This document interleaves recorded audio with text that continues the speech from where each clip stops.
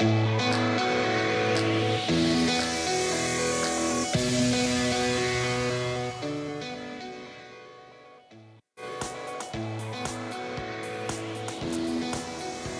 right, welcome to the broadcast. Thank you, gentlemen, for joining me on the program this morning. Karibu sana. Let's get right into it, taking a look at what's making the political headlines in the newspapers this morning. Let's start with the Sunday Nation, and something that we'll talk about in detail, taking a look at what was said on the campaign trail, that is yesterday. Jubilee NASA plot to capture rival bases. And let me start with you, Dismas. Jubilee in Meru, NASA in Meru, rather, Jubilee in Western. What's with this strategy? Well, you know, during the last elections, Jubilee did not get the opportunity of going to Kakamega. So this is the first foray in Kakamega, hoping to get some votes. In as much as we are told that Western Kenya is locked in the NASA zone, but I think it's important for Jubilee to go there and see whether they can secure some votes. But what was more interesting is the fact that NASA actually went to Meru and Tharaka-Nithi for the last 2 days, and the kind of reception that they were getting.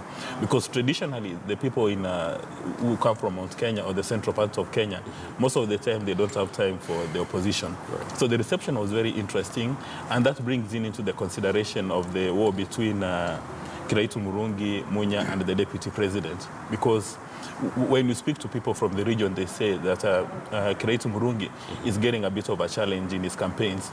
He actually regrets putting together Jubilee. You recall he was given the opportunity to put together Jubilee. Yes. And he regrets that decision.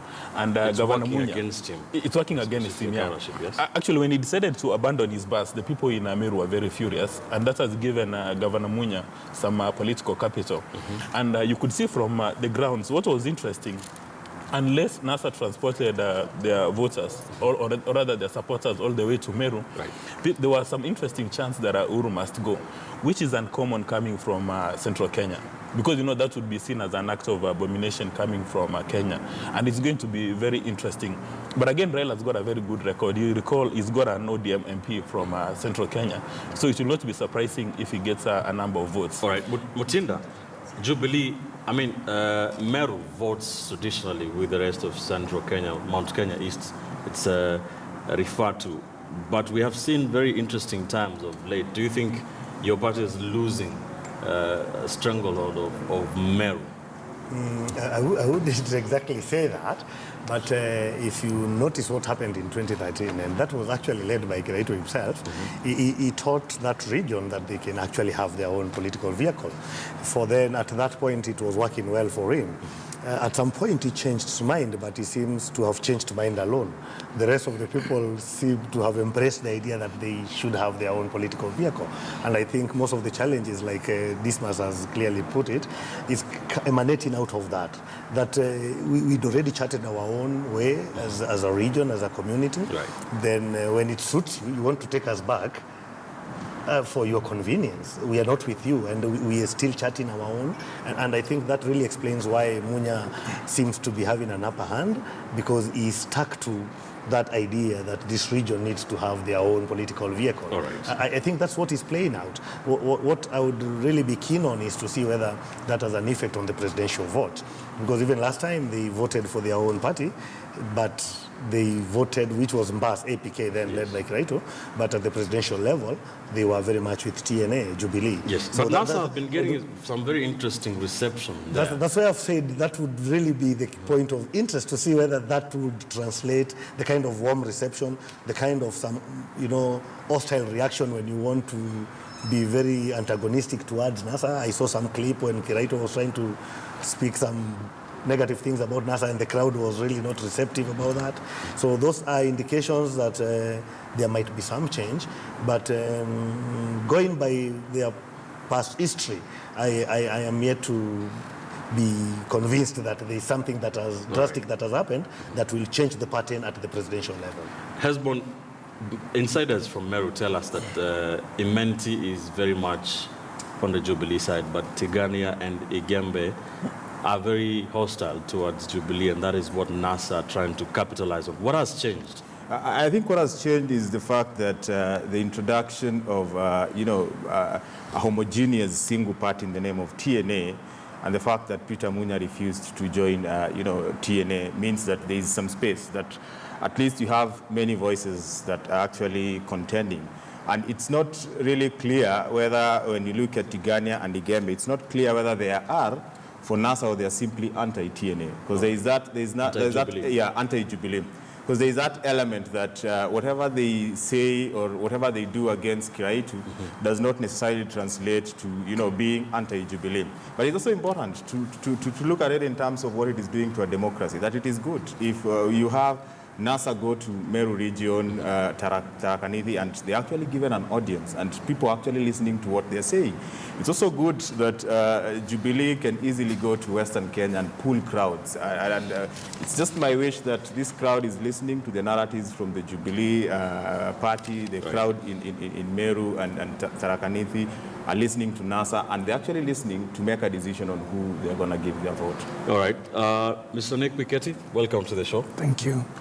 Your party, ANC, is in NASA. Yes. Do you think you're going to get anything from places like Meru, where your party was, your coalition was yesterday, which has been seen as a Jubilee stronghold? Just as my colleagues have said, we are looking at a very interesting election. For the first time, you're seeing that issues are taking dominance. If you look at the headlines yesterday, we are looking at both sides of the divide, Jubilee and NASA, sending out specific messages for specific areas. NASA being in Meru yesterday and addressing the Mira issues, the economic issues of the people of Meru, and looking at the crowds, the response, it can clearly tell you that there is some sort of traction that Meru is taking towards NASA. So that gives me a lot of confidence that the performance of NASA this time is going to be quite different as from that we witnessed in 2013. All right. Allow me to buttress that issue. When you see crowds in Meru coming out to see Raila Odinga, it may not necessarily be the case that they like Raila Odinga. Raila is an enigma, and when somebody of his stature is in town, people may want to come out and see him and maybe see his motorcade. But the interesting things which came out yesterday from the guys who accompanied NASA, they're now referring to themselves as Upper Eastern. They no longer want to be associated with that Mount Kenya. They're saying they're Upper Eastern.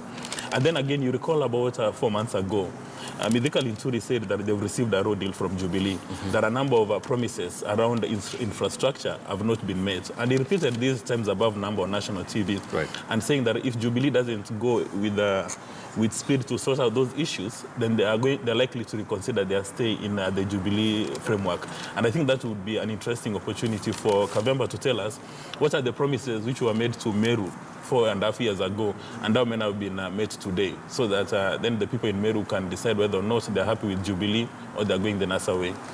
All right. Interesting. Let's move away from that. That is on the Sunday Nation. That is a splash. We should be getting into detail into what was said on the campaign trail later on. On page 4 of the Sunday Standard, a story here by Mwaniki Munuhe, hits and misses as the curtains fall on the 11th Parliament.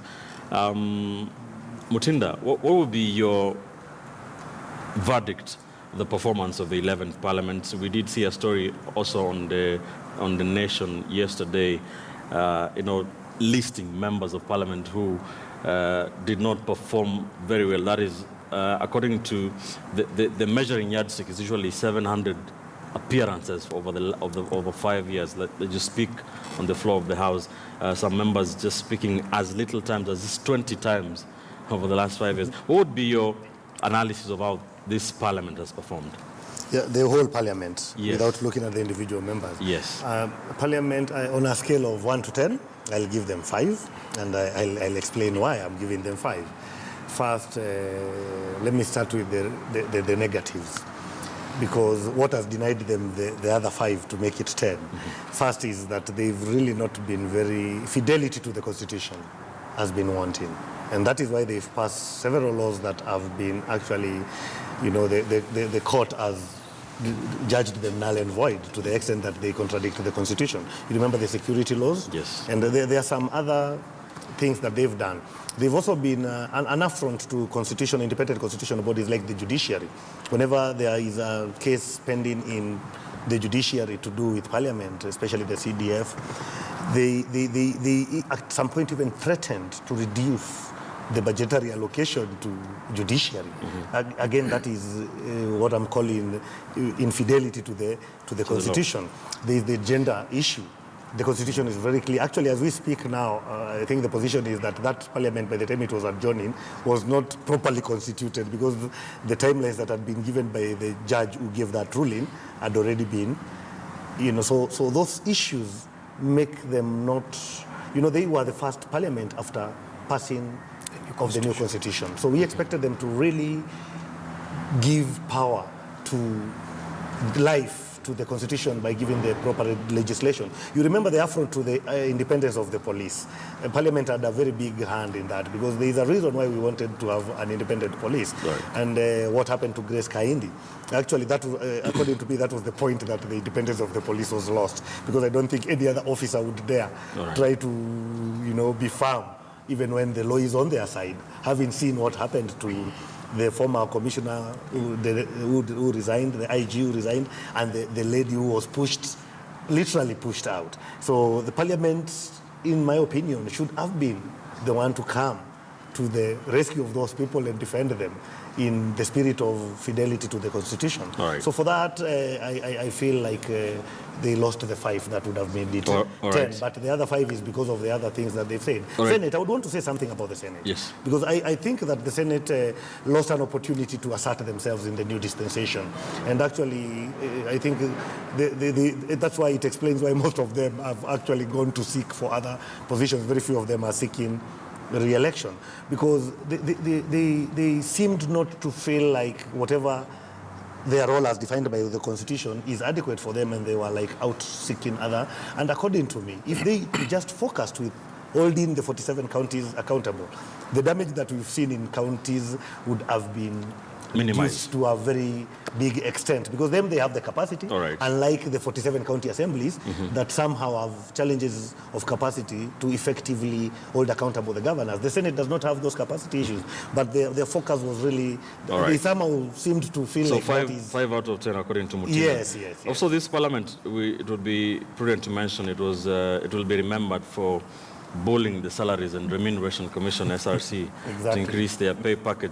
But just in numbers, very quickly, 180 is the total number of bills passed by the 11th Parliament. 49 is the number of bills still in the legislative pipeline. 104 petitions from the public on different issues. And 50 is the questions to Cabinet Secretary Hesbon. Duale was saying that this Parliament will be remembered for performing very well in terms of legislation. What would be your scorecard? I think he has a point to some extent because I think this parliament has passed some legislation that will be remembered, not necessarily for being good, but for the manner in which they were passed. You look at the Security Act, you'll actually remember the Security Act not necessarily for the content of the act, but for the fact that it was hotly contested and the drama that characterized the passing of the bill. But I think most importantly, Duare should also be reminded that this parliament should be remembered for setting a precedent, as an extension of the executive. That essentially, parliament essentially is supposed to oversight, represent, and of course legislate. And to the extent that they represented and legislated, I think we saw the hands of the executive, and which is a provision that our constitution has given, that once you have the majorities in parliament, you are most likely going to be the person heading the executive. And there's a way in which most of the legislative agenda that ended up in parliament were given priority by the leader of majority in parliament, were actually part and parcel of what the executive wanted. Especially if you look at the Security Act, it was a response to what the opposition had been making noise about, that we are suffering from security threats and all that. So we will actually remember this parliament for passing certain legislations, but not necessarily in the legislations, but in the manner in which they were passed.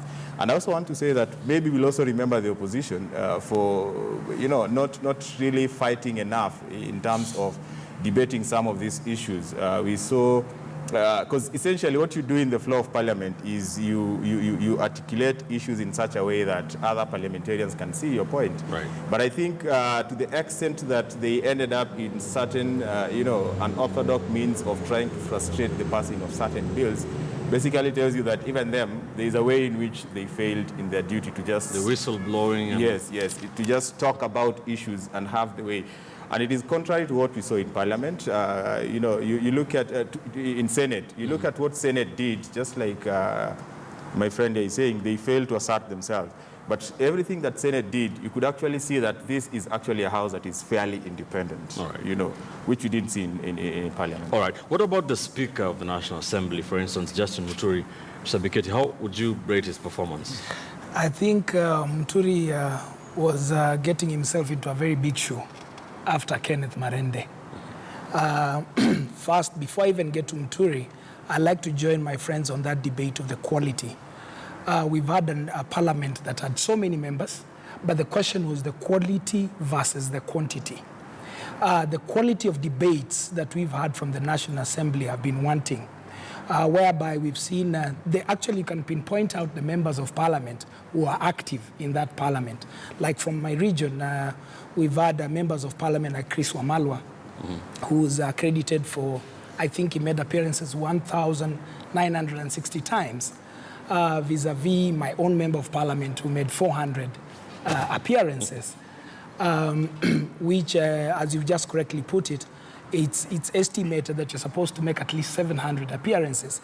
So we had a heavy number of members of parliament, but what we wanted to see is now more representation, because the Constitution is telling us that the more we have, we expect that we'll have more issues from various quarters in terms of the constituencies. We are talking about the gender constituency, where the affirmative action principle is swinging in. Right. We're expecting to see debates on issues of marginalized areas.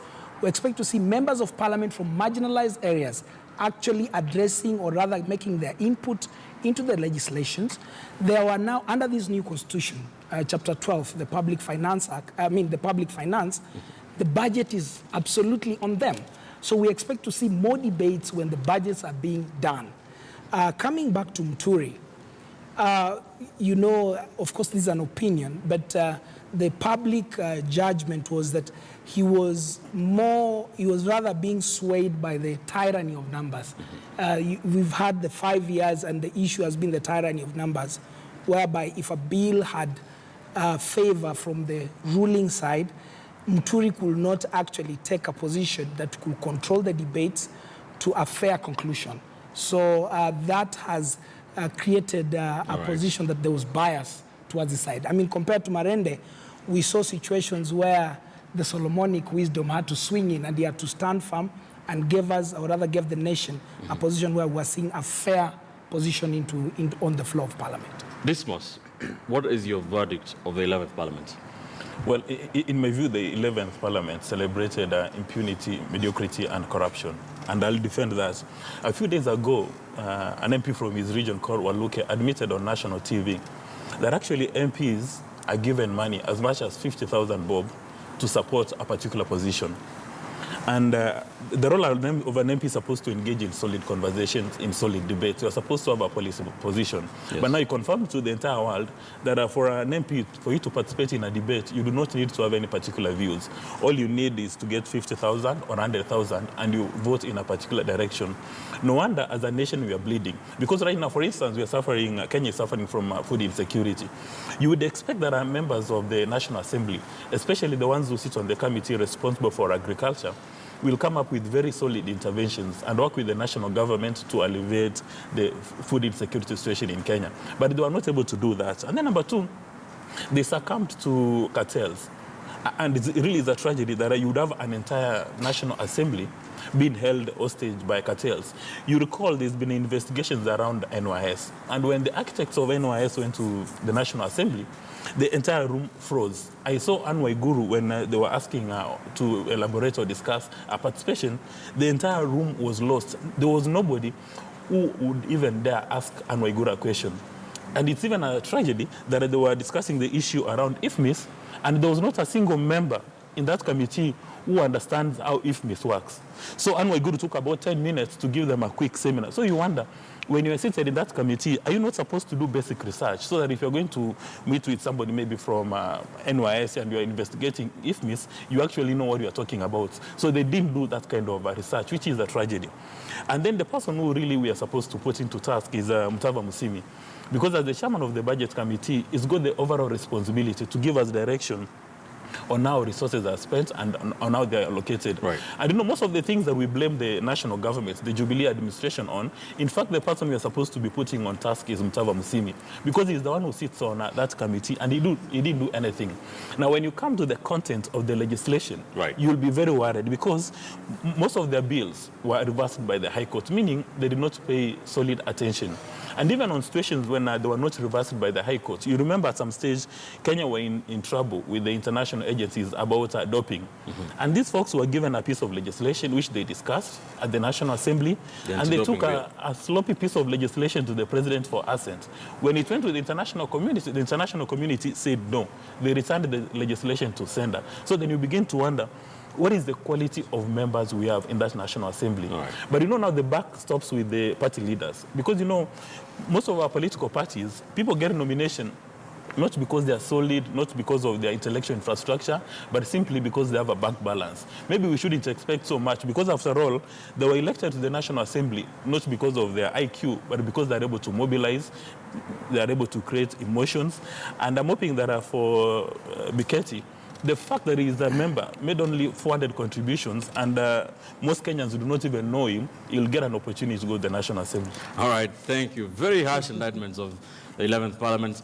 We'll take a quick commercial break here on Sunday edition. Today, 50 days to the August 8th general election, and the Independent Electoral and Boundaries Commission, IEBC, facing a tough test over the 2.5 billion shillings ballot paper tendering deal. We'll take a look at the details, the merits and demerits of that issue in details when we come back.